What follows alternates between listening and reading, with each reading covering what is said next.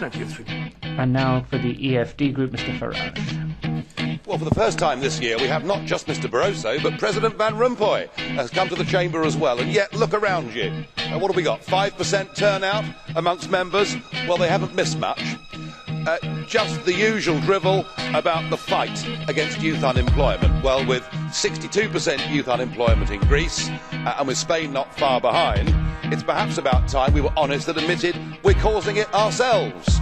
We're doing it through the misconstruction of the euro, through the obsession with global warming and the over-regulated business model. And yet your recipe is more bureaucracy, a youth guarantee scheme, another 6 billion for the Youth Employment Initiative, the setting up of the European Alliance for Apprenticeships, backed up by the Quality Framework for Traineeships, and the list goes on and on and on, of yet more highly paid civil servants setting up organisations that will achieve nothing.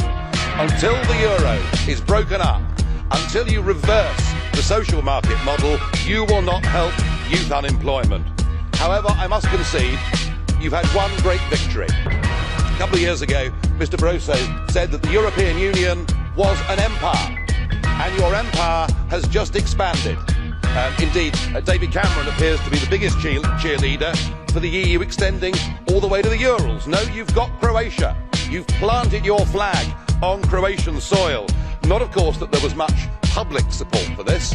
Only 22% of Croatians turned out to vote in the European Parliament elections, but there was plenty of support from the Croatian political class. Oh yes, in fact, the Prime Minister that negotiated entry, Mr. Sanader, who of course was jailed for 10 years last year for selling national assets, well, he's been backed up by the whole of Croatia. They've sold out their country.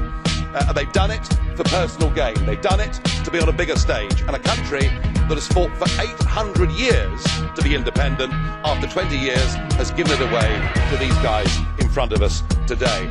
Well, you may, for the moment, be getting away with it, but it's not going to last very long.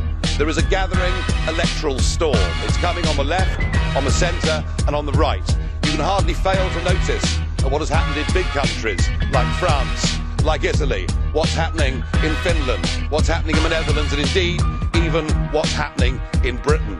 And I think the European elections next year present the opportunity for us to show you, Mr. Barroso, that the European project is reversible, and it needs to be reversed for the betterment of the peoples of Europe.